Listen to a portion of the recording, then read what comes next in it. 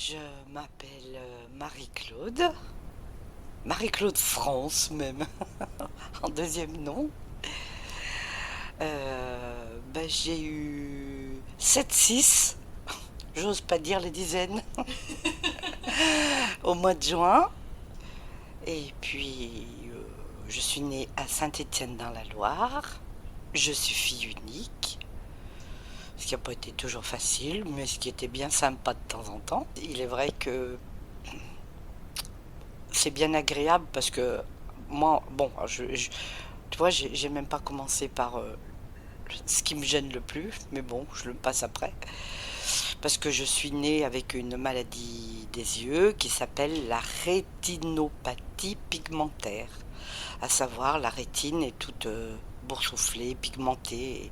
Elle ne fait plus les fonctions de l'œil, donc c'est une maladie évolutive. Alors au début, petite, je voyais un peu, pas mal même.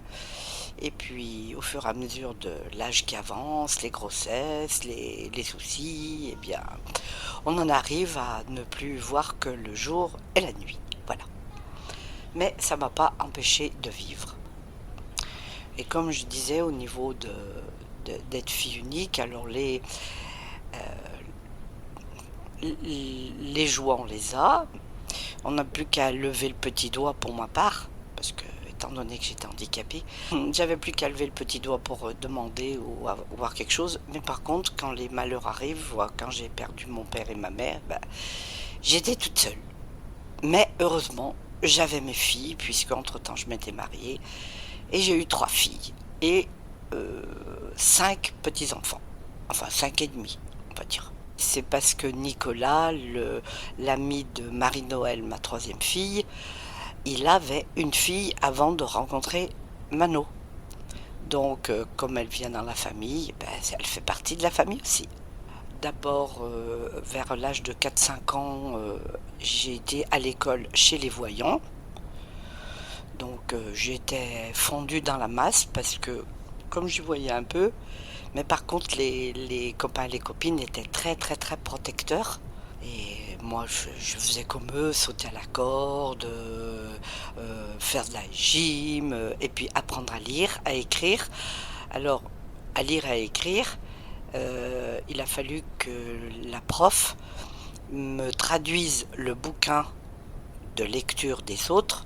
Elle me l'a traduit au fusain, qui est une matière qui fait très épais, très noir, parce qu'à mon époque, on écrivait à l'encre. Donc, c'est très épais, c'est très noir sur du papier blanc. Moi, ça m'allait bien. J'ai pu suivre jusqu'à l'âge de 12 ans. Et après, à 12 ans, ça devenait trop difficile d'apprendre les leçons par cœur. Donc, j'ai été en institution spécialisée à Lyon. Et chez les sœurs. Ça n'a pas été toujours drôle. Quand vous arrivez dans une école où il faut obéir, parce que tout le monde est tout le monde est à la même enseigne, hein, plus ou moins y voir un petit peu, un gros peu ou pas du tout, il faut obéir. Et moi, c'était pas bien ma tasse de thé. On va dire 80% ça se passe bien.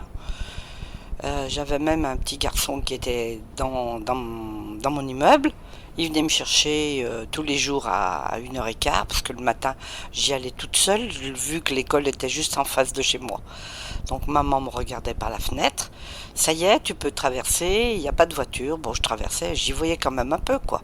Et à 1h30, le petit copain venait me chercher. Et comme j'étais assez lente pour manger, je me rappelle, il n'arrêtait pas de me dire: dépêche-toi, Lambine, on va être en retard. Et puis, bon, à l'école, si, avec les copines, ça se passait bien. Bon, il y en a quelques-unes qui profitaient un peu de l'handicap, ça.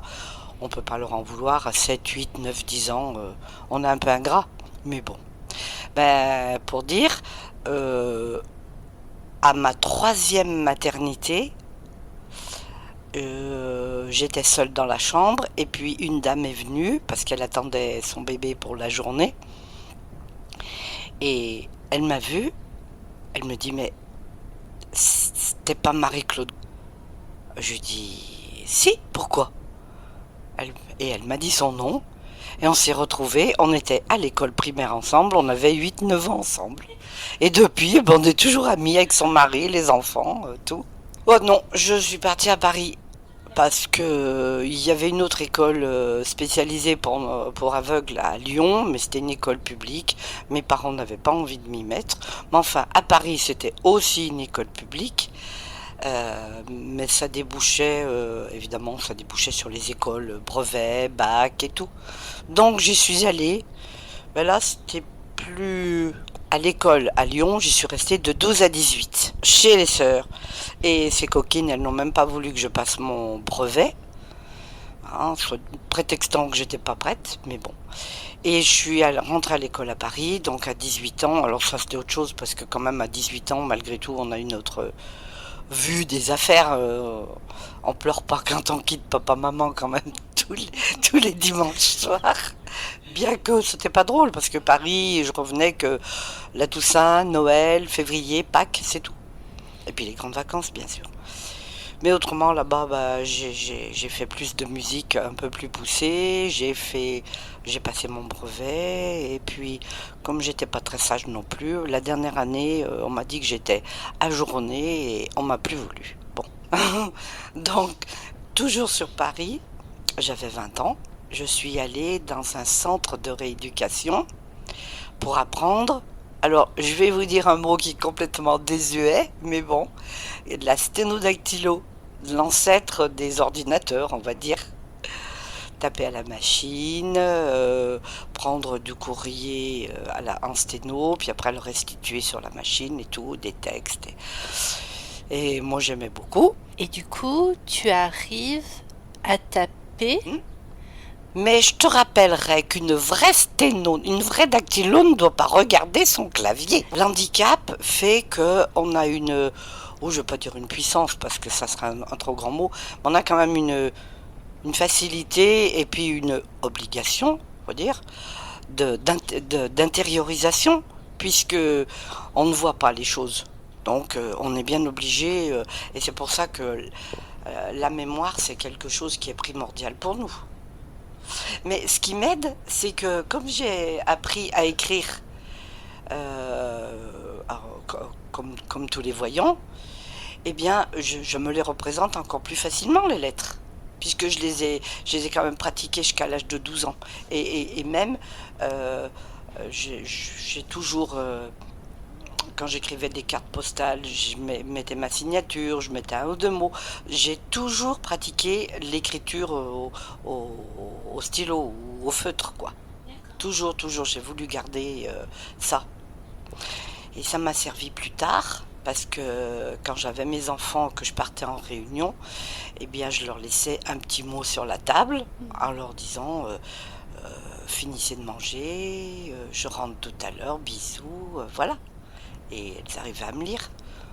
Alors, ce qui fait que quand on garde ces choses dans la tête, du coup, c'est plus facile après pour écrire. À Paris, ça se passe comment? Tu te déplaces toute seule? Ouh là là, mais bien sûr que non, parce que les parents n'ont pas voulu, j'avais que 18 ans, alors à Paris, à l'école, non, mais par contre, quand je suis allée au centre de rééducation professionnelle, là par contre, j'étais dans un foyer de jeunes filles, il n'y avait que moi qui n'y voyais pas. Bah alors là, les filles, elles étaient gentilles, très, très. On était deux par chambre. La fille qui était avec moi, au contraire, ouais, viens. Elle avait mon âge. Et moi, je me souviens que je vais te maquiller, on va aller au ciné. Elle me traînait n'importe où avec elle. Elle n'était pas gênée. Alors ça, franchement, ça fait plus que plaisir. Ça procure vraiment du bonheur parce qu'on se dit, après tout, malgré l'handicap, on est un petit peu comme les autres. Voilà. Et autrement, bah, pour aller au centre tous les matins, bah, je partais, j'avais ma canne blanche, je prenais mon métro, j'avais même une correspondance. Mais je vais pas vous raconter un jour ce que j'ai fait parce que ça m'a tellement fait peur. Non, je vais vous dire. Comme je voyais quand même, bah, je voyais bien. Bien sûr que par rapport à quelqu'un qui voit en plein, je voyais pratiquement rien, mais pour moi, je voyais beaucoup. Et je me suis dit, en revenant un jour du centre, j'ai dit, tu vas y aller sans ta canne blanche. Je me suis... comme je suis un petit peu étourdie de nature, je me suis retrouvée à 20 centimètres de la fosse du métro. Je me suis fait la peur de ma vie. J'ai dit, recommence plus. Mais je me donne des défis des fois. C'est super, c'est super. Est-ce que... Alors, je me sens handicapée le jour où je fais tomber quelque chose, où je rentre dans une porte qui est à moitié ouverte, où je me paye un poteau dans la rue. Là, oui. Mais après, bah non, dans ma tête. Mais tu sais que ça arrive aussi à des voyants, ça. De faire tomber des choses, Ouais, mais de ça, se vous prendre êtes des étourdis, portes. tandis que Voilà. nous. Mais ça arrive aussi à des voyants. Donc, c'est peut-être nous qui sommes handicapés aussi, du coup. Parce qu'à trop y voir, on voit peut-être plus les bonnes C'est choses. ça. Alors ça, c'est quelque chose que j'arrive pas, notamment quand je suis en voiture et que je me dis, voir devant, voir à gauche, voir derrière, voir à droite. Oh, mais comment ils font? C'est pas possible. Ouais, bah Ça, je me c'est... l'explique difficilement. C'est normal d'ailleurs. C'est-à-dire que, bon, bah, je le sais, on a nos limites de toute façon. Et c'est là que c'est pas une histoire de reproche, chacun fait comme il veut, comme il peut. Mais ces personnes, évidemment, qui sont beaucoup plus jeunes que moi, qui ne voient pas, mais qui veulent à tout prix passer comme une personne voyante, bah, moi je pense qu'on peut pas. On a des limites, et des limites qu'on essaye de dépasser avec les instruments comme l'ordinateur, comme les GPS, comme les iPhones, du matériel, de la technique qui est adaptée, mais il faut quand même un temps d'adaptation. Mais je pense il y a des choses qu'on pourra jamais voir, ça. Puis c'est tout. Comment je veux dire? Au départ, nous, c'est l'intériorisation qui nous fait avancer, qui nous fait voir les affaires. Tu remarqueras que je dis voir. Je ne peux pas dire un autre mot. Comment je veux dire? Je, je vois les choses différemment, mais je les vois quand même. Oui, Comme parce que voir, c'est une représentation, et vu que tu te représentes les choses, bah du coup, tu vois voilà. aussi. Mais combien de fois? Et ça, c'est dommage. Marie-Noël, elle aime pas que je dise ça. Je dis, bah, j'ai regardé la télé. Mais faut pas dire que tu regardes la télé, tu la vois pas. Mais je peux pas parler autrement. Parce que j'ai toujours parlé comme ça. Et c'est dans ma tête. Alors, je la regarde, parce que j'ai des yeux qui sont normaux, qui fonctionnent pas complètement, évidemment. Je la regarde, mais je ne la vois pas. Voilà la petite différence. Oh, je vais dire quelque chose un petit peu de puéril, mais je me dis, quand les gens ils sont pas beaux, quand les gens ils sourient pas, eh ben je les vois pas, je me les représente autrement. Donc, tu es en rééducation Hum, sur Paris. oui. Et comment ça se passe là-bas? J'ai 20 ans, donc on est tous des adultes, donc on est tous sur le même plan. Alors évidemment, il y en a qui voyaient davantage, bien sûr, il y en a qui voyaient pas du tout. Et puis, mais ça se passe bien, on a deux monitrices, plus la directrice, qui nous ont pris vraiment comme des adultes qui voulaient apprendre, pas comme des personnes handicapées du tout. On était 15 dans la section, alors je sais pas si ça venait parce que je suis quelqu'un qui aime bien rentrer en relation avec les gens, mais on a été une section vraiment homogène. Il n'y avait pas de mauvais esprit, il n'y avait pas de...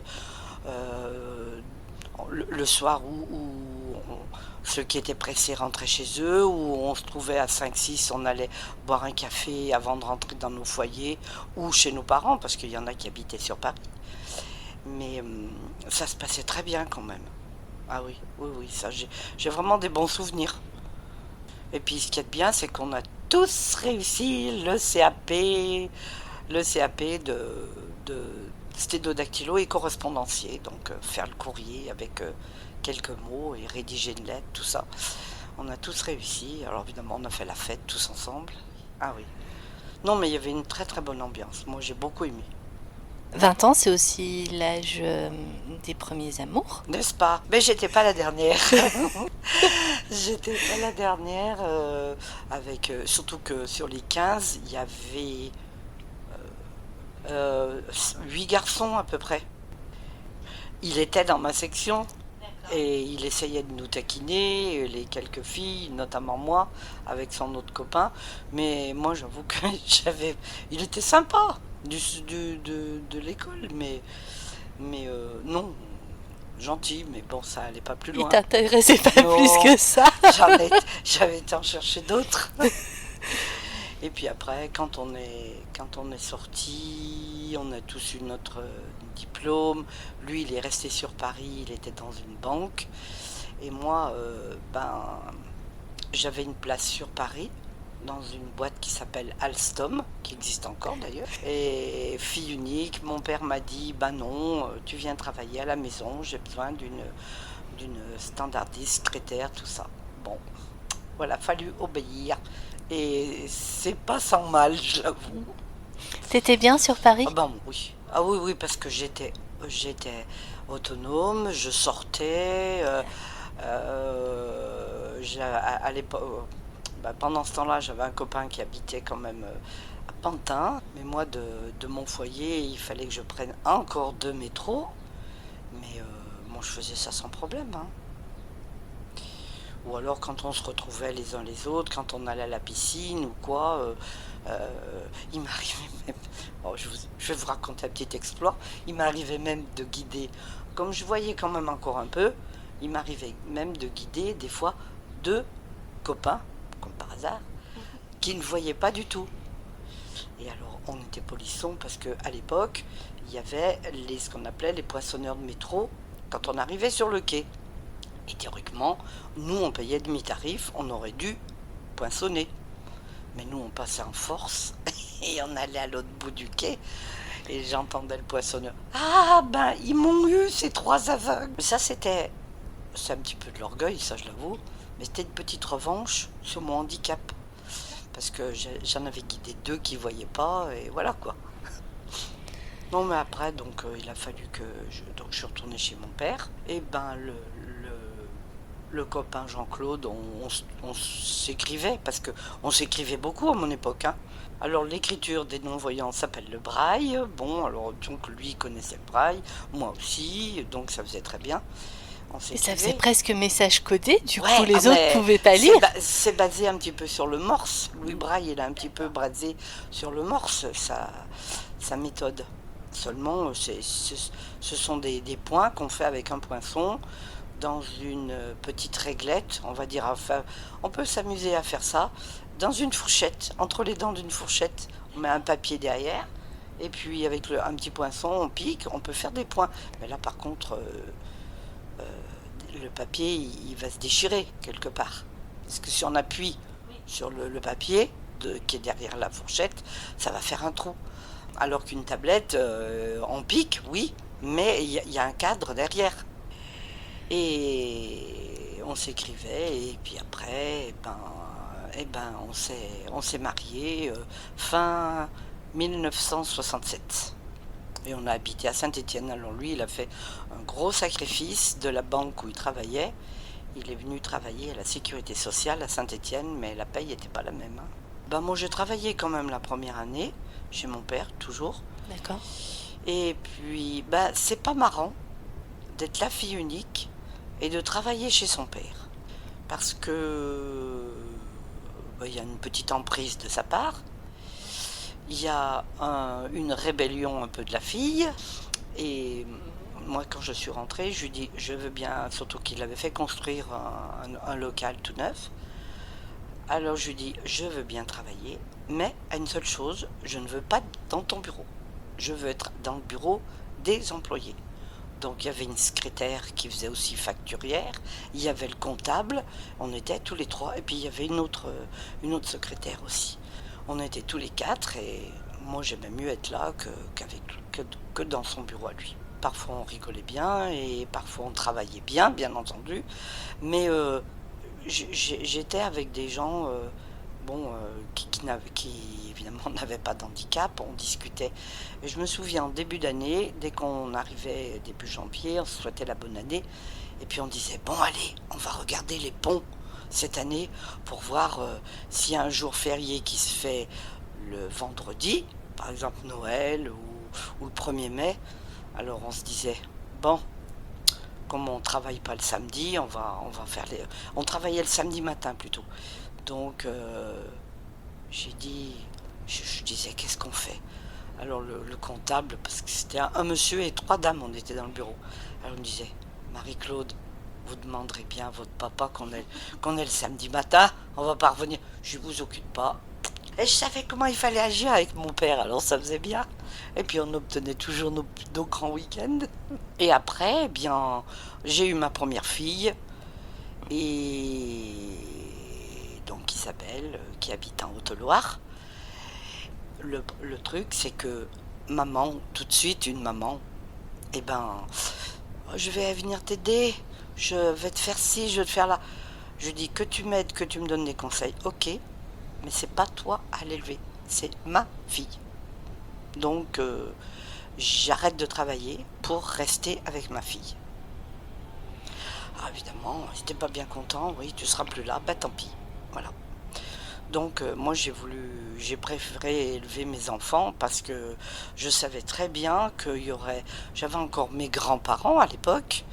Alors bien entendu, on a vite fait de vous attraper, de vous dire ah bah t'arrives pas, ah bah tu peux pas. Alors je vais la garder, alors la garder, les garder, parce qu'après on en a eu 3 filles. Après, c'était Yannick 1 an après, et on a fait exprès d'avoir une deuxième fille très vite, parce que toujours cet esprit des parents et des grands-parents, ah ben, il faut bien que tu ailles travailler, on va s'occuper. Non, non, non, on fait nos gosses nous-mêmes, on élève nos gosses nous-mêmes. Voilà. Et mon mari était pareil, parce que lui, il venait d'une famille de 7 enfants, alors il n'en voulait pas qu'un, moi non plus, parce que j'en voulais pas qu'une. Ah, par contre, on s'était dit que si le premier enfant avait l'handicap de la vue, parce que lui aussi était handicapé de la vue, il voyait plus que moi, oui, mais il était quand même handicapé. Et on s'était dit que le premier enfant, s'il avait un handicap, on n'en aurait pas d'autre. C'est quelque chose de génétique, Moi, ta oui. maladie, Moi, d'accord? oui, ça aurait pu. Mais lui aussi, la cataracte congénitale, ça aurait pu tomber dessus. Moi, oui, mais pas toujours. Parce que je connais des familles de personnes où il y a 3 enfants sur les 6 qui ont la rétinite pigmentaire et les 3 autres n'ont rien. Par contre, je connais une autre famille où tous les enfants ont cette maladie. D'accord. Et moi, rien. Enfin, je vais me dire, je suis fille unique, ok, mais dans la famille, personne n'avait ça. Mais c'est une maladie un petit peu insidieuse parce que ça peut remonter à 3, 4, 5 générations. Et quand mes filles ont grandi et qu'elles étaient en âge de fréquenter et éventuellement d'avoir des enfants, c'est là que j'ai eu du souci, enfin un petit peu de la peur, de la crainte, parce que c'est une maladie que ça se transmet par les filles, mais c'est les garçons qui peuvent l'attraper. Alors, en plus, bon, c'est pas chronologique chez nous, c'est ma deuxième fille qui a commencé par avoir un enfant. Et quand elle nous a annoncé qu'elle attendait un petit garçon, eh ben, je vous assure que j'en ai fait des prières. J'ai vraiment pensé, j'ai dit, oh non. Et elle l'a fait ausculter d'abord quand il est né, puis après un petit peu plus grand, et il avait rien. Alors là, franchement, ça a été de l'action de grâce, parce que moi, ça m'aurait culpabilisé de faire 3 filles qui n'ont rien, et puis que ça retombe sur les petits enfants, ça m'aurait vraiment fait du mal, quoi.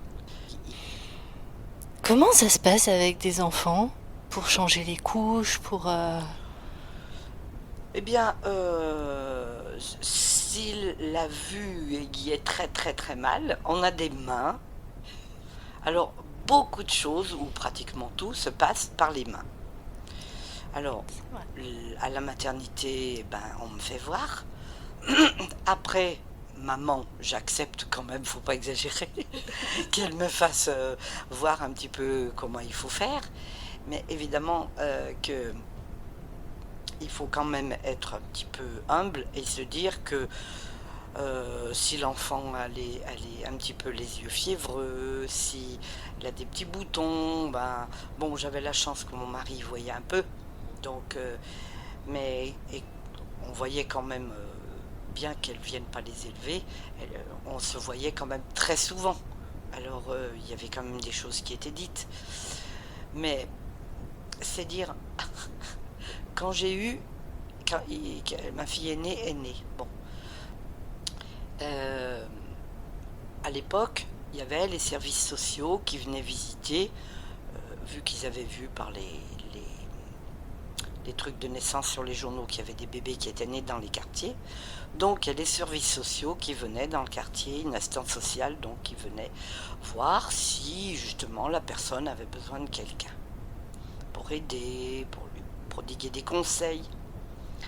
Elle vient sonner à la maison, j'étais seule avec la petite. Involontairement, je fais tomber une boîte de talc, puisqu'on se servait du talc à l'époque. J'ai dit, elle sonne, j'ai pas le temps de ramasser. Alors, évidemment, mon orgueil en a pris un coup.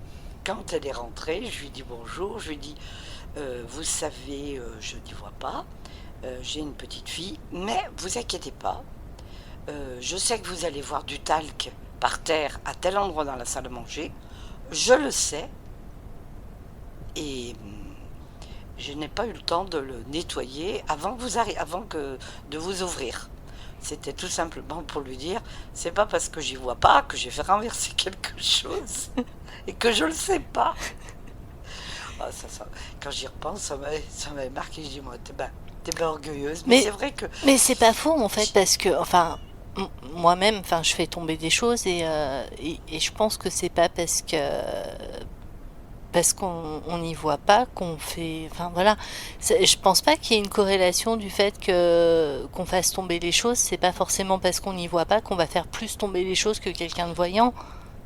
bah, c'était qu'une maladresse, je sais pas quoi. Mais moi, j'avais tellement peur qu'elle dise, ah ça y est, elle y voit rien, elle est pas capable d'élever son gosse, oh là là, oh là là. Oh là. Oh ben, malheureusement, les gens sont vraiment dans la mauvaise compassion, hein, certains, faut le dire. Pas tous. Mais il y en a certains, hein, j'en aurais tant des exemples à dire. Hein. Et comment elle fait pour manger. J'ai même une amie un jour qui m'a dit, et pourtant elle avait son fils à l'école avec ma fille, hein, qui m'a dit, mais comment tu fais pour monter les escaliers chez toi? Ben, j'ai répondu, je suis comme toi, je monte là. Bon, tout à l'heure, tu me demandes comment tu fais pour taper à la machine, ça je le conçois. Mais c'est vrai que, enfin moi, je suis admirative. Alors déjà 3 enfants. Oui, trois. Ah ben on en voulait trois, il n'y a pas. Surtout la petite dernière, elle était voulue. Hein. Ouais. Enfin, il voulait un petit garçon. Et puis, j'écoute, il viendra ce qui viendra. Puis quand ça a été une fille, bah alors là, pour lui, ça a été l'adoration, elle. Hein. Oh là là, la dernière, la coquine. Ah. Mais moi, j'étais bien contente. Finalement, je crois que j'étais plus faite pour élever des filles que des garçons. Oui. Même qu'il y ait des conflits, des fois de génération, de caractère, de ceci. Mais c'est normal, c'est la vie, Oui. c'est les relations humaines.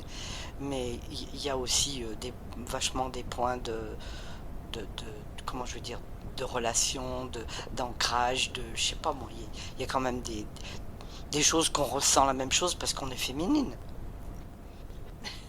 Mais ce qu'il y a, c'est que moi je vis à Saint-Étienne et j'ai quand même des amis,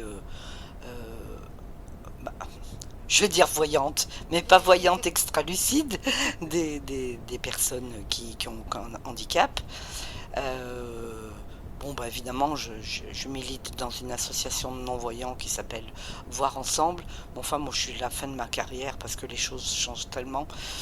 Il n'y a plus l'amitié, la convivialité, la compassion, la bienveillance qu'il y avait il y a 20, 30 ans que j'y suis.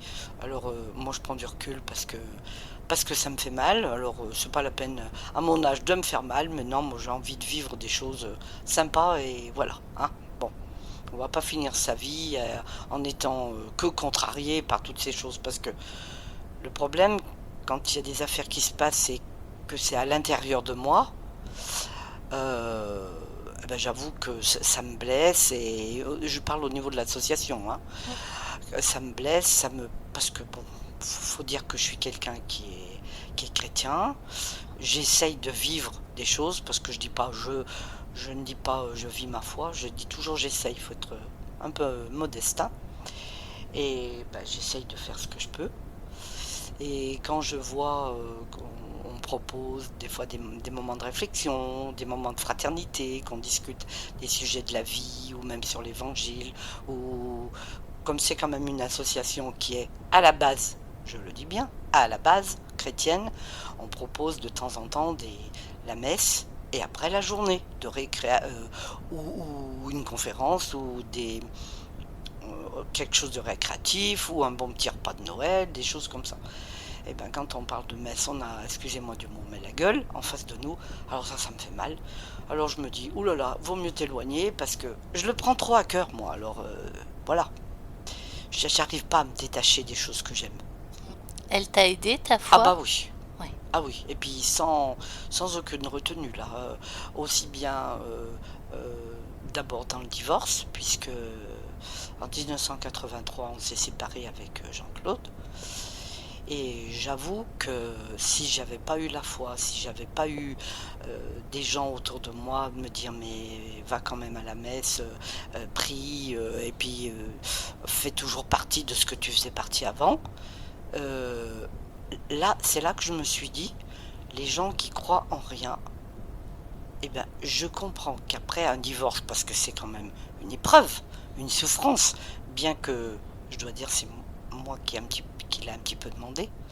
Et puis tu te dis, tu vas te retrouver dans ton coin, et puis tu te dis, t'as 3 gosses, il faut les élever, mais moi je pouvais plus, je pouvais plus. Bon.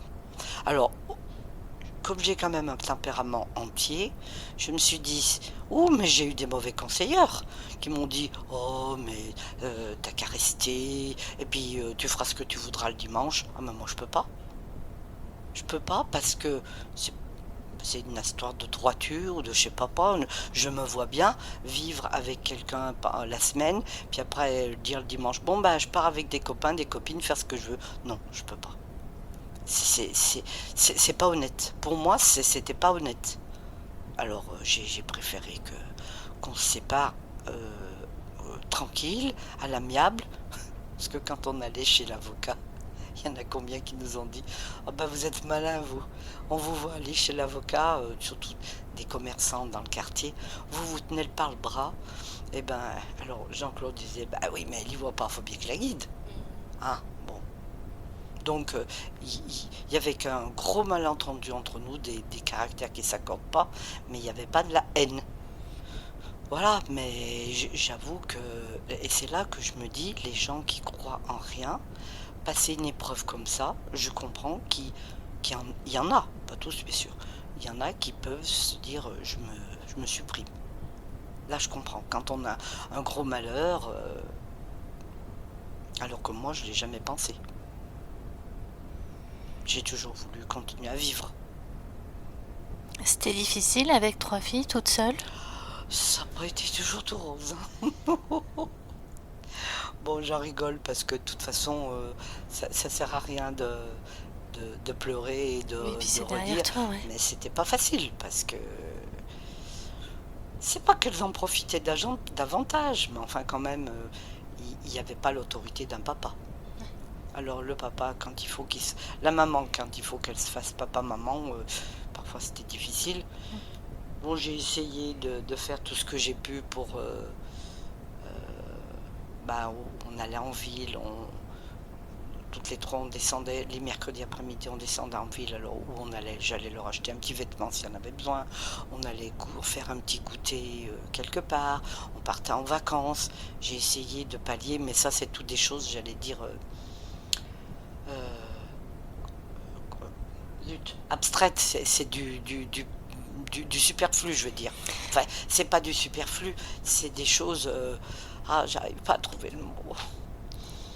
C'est pas des choses intérieures, c'est plus des choses extérieures, voilà.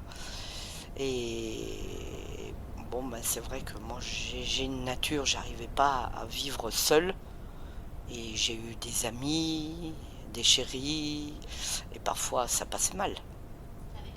Oui, c'était difficile. Oui, parce qu'elle te voyait comme une maman et pas comme une femme. Et ben voilà, c'est Ouais. ça. Et puis, notamment ma fille aînée euh, qui était très protectrice et qui avait pris, certainement inconsciemment ou consciemment un peu, les choses en main quand on a divorcé. Bon, c'est moi l'aînée, c'est moi qui dois l'aider, c'est moi Voilà, Marie-Noël, elle était petite, elle avait que 7 ans et demi. Hein, mais c'est pas qu'elle comprenait pas les affaires, mais bon, à 7 ans et demi, on ne réagit pas comme à Isabelle. Elle avait quel âge? Ben, elle avait presque 14. Alors c'est différent. Hum. Et Jannick, elle par contre, elle était d'ailleurs, elle est pas toujours très intérieure. Elle s'exprimait pas beaucoup. Et Mano, ce qui lui a fait aussi du mal, c'est que son père, il l'a adulée quand elle est née.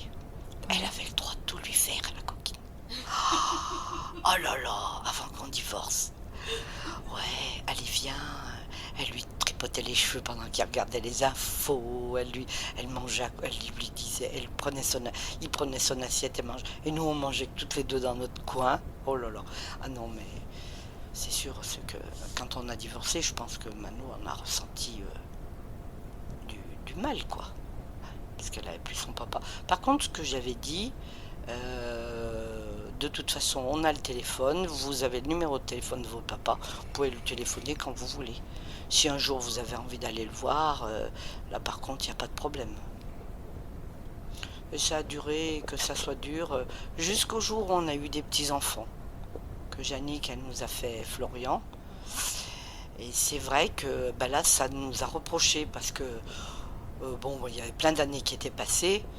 Parce que, bon, bah, quand on divorce, c'est pas pour un an après se rebégoter ou je ne sais quoi. Hein, si on a divorcé, c'est bien quelque chose qui allait pas. Mais quand même, longtemps après, il y a du temps qui passe. Moi, je suis pas quelqu'un de rancunier, donc du coup, on, quand Florian est né, euh, et ben après, Jannick, on est allé le voir, bien sûr, mais c'était en Savoie, donc c'était pas bien facile. Et après, quand elle a commencé à le baptiser, qu'on a fait ses 1 an, 2 ans, elle nous demandait toujours comment je fais. Je dis, oh là là, et tu fais qu'un anniversaire, tu vas pas inviter ton père d'un côté, ta mère de l'autre. Oh, je pense. Eh bien. Tu vis seule ou t'as un amoureux? Non, non, non, je vis seule, D'accord. mais j'ai une auxiliaire de vie, Ok. hein, donc que je paye, et qui fait les courses, qui fait les courses avec moi, bien entendu. Et puis qui fait du ménage, qui lit un peu le courrier. J'en ai eu plusieurs, quoi. Ben là, l'autre, elle était gentille, mais elle est partie en retraite, alors bon, voilà. Et puis là, j'en ai une autre. Oh, elle n'est pas toujours très dégourdie. Elle dit qu'elle y voit pas bien clair, mais elle met jamais ses lunettes. Alors, pour un, pour un truc rigolo, elle me lisait des jus de fruits. Et puis, je lui dis, je voudrais de la mangue. Mangue. C'est pas menthe, hein, c'est mangue. Elle m'a acheté de la goyave. Parce qu'elle a pris le pot à côté. Oh là là. Enfin.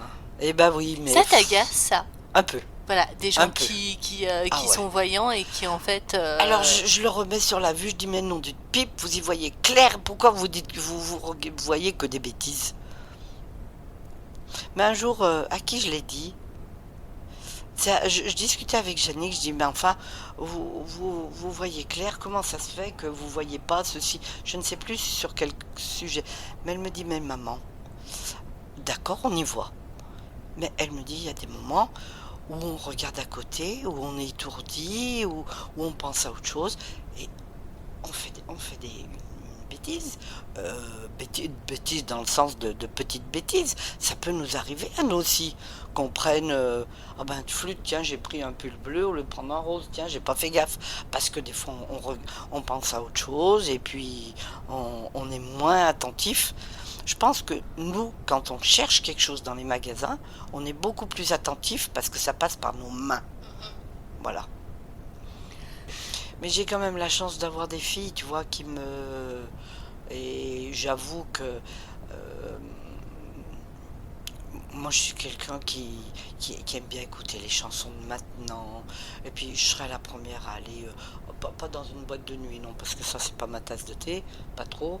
Bien que le jour que mon Florian est né, hein, ils m'ont traîné.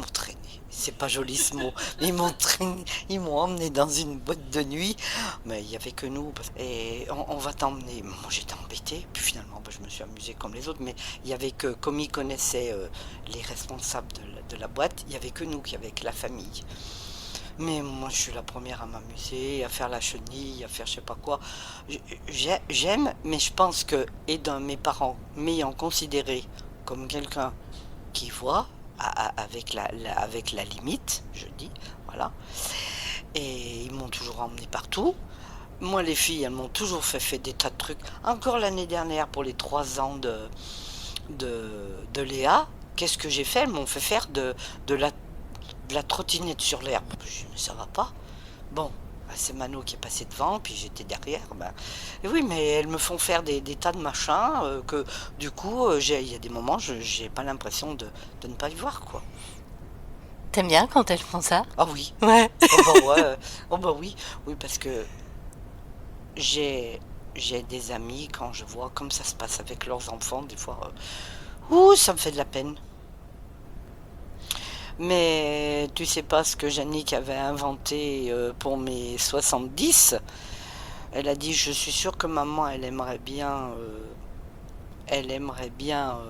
cultiver des choses. Alors comme j'habite dans un immeuble, j'ai la chance d'habiter dans un immeuble F4, d'accord, mais j'ai 2 grands balcons. Eh bien voilà, Tipa, qu'elle m'a acheté un petit potager la première année et j'ai planté, elles ont planté des salades et des fraises, mais chaque année j'aime bien. Et puis l'année d'après, Jannick, quand elle a vu que ça me plaisait, elle m'a acheté un deuxième potager sur l'autre balcon. Et puis moi maintenant, eh ben, je cultive des tomates, les aubergines, des courgettes. Alors je les plante, puis après je touche. Tous les matins je vais toucher. Et comme par contre, ça c'est vrai qu'on a quand même des doigts, on a la sensibilité sur les doigts, sous les doigts qui est assez exacerbée.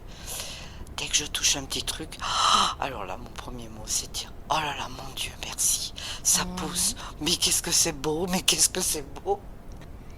Et puis j'aime, je trouve que l'été, ça fait une raison de vivre. Le matin, tu vas voir tes potagers, le soir, tu les arroses, tu leur parles.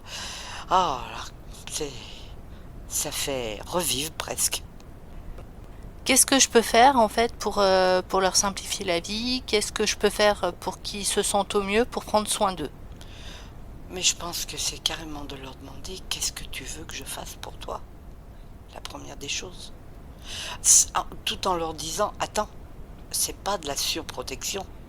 C'est pour t'aider à ce que les choses te soient plus faciles. Surtout pas dire je vais faire à ta place.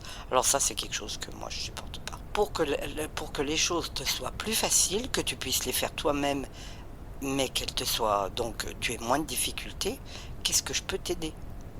Voilà. Qu'est-ce que je peux t'apprendre? À la limite, qu'est-ce que je peux t'acheter?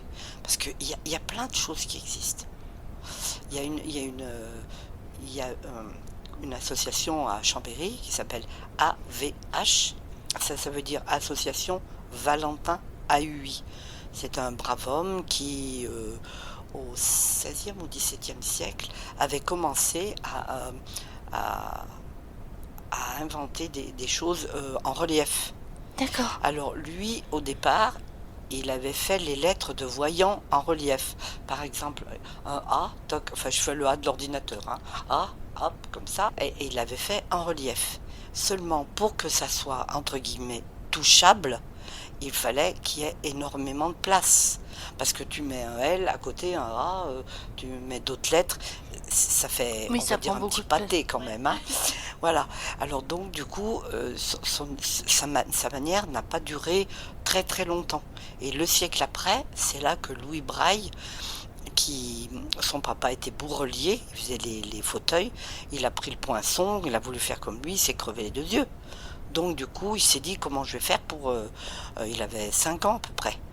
Donc comment je vais faire pour... Et c'est là qu'avec le poinçon de son père, il a pensé aux morses, en grandissant bien entendu, pas à 5 ans, mais c'est lui qui a inventé les points braille. C'est pour ça que ça s'appelle braille, comme lui. Et c'est vrai que les points, au départ quand on apprend, on saute une petite case pour bien que la personne puisse toucher les points. Alors évidemment, moi je te parle de ça.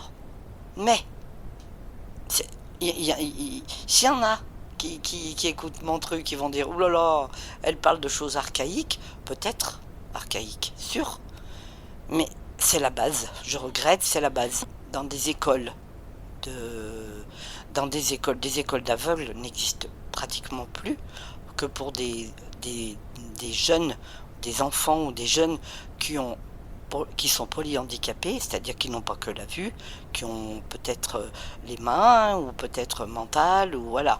Alors là, ça existe encore. Seulement le pur pour la personne non aveugle, ça n'existe plus. Maintenant, comment je veux dire, les pouvoirs publics, c'est l'inclusion à tout craint.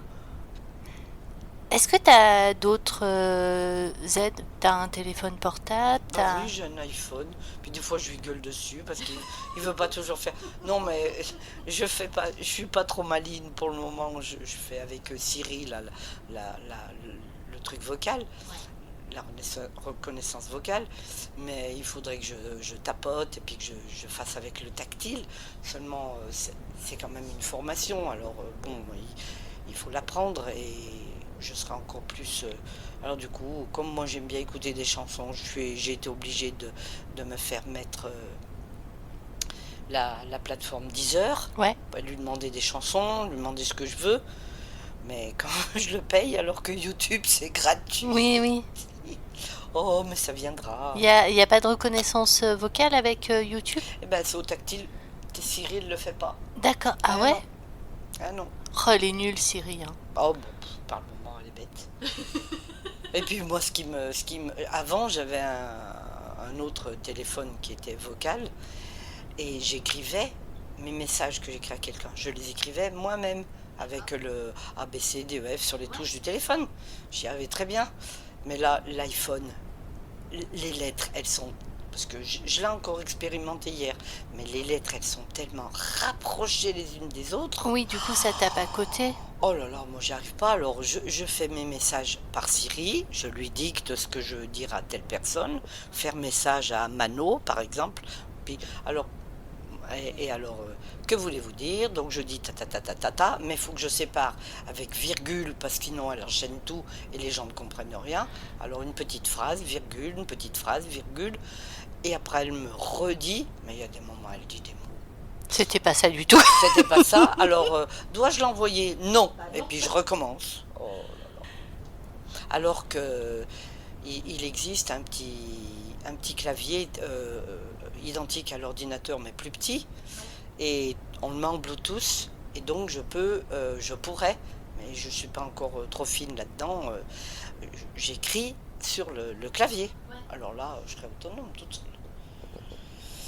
Seulement, c'est pas sur le clavier que je suis pas autonome, mais c'est avec le téléphone. Quand je le mets en Bluetooth, après, il faut que je cherche la fonction message ou la fonction mail.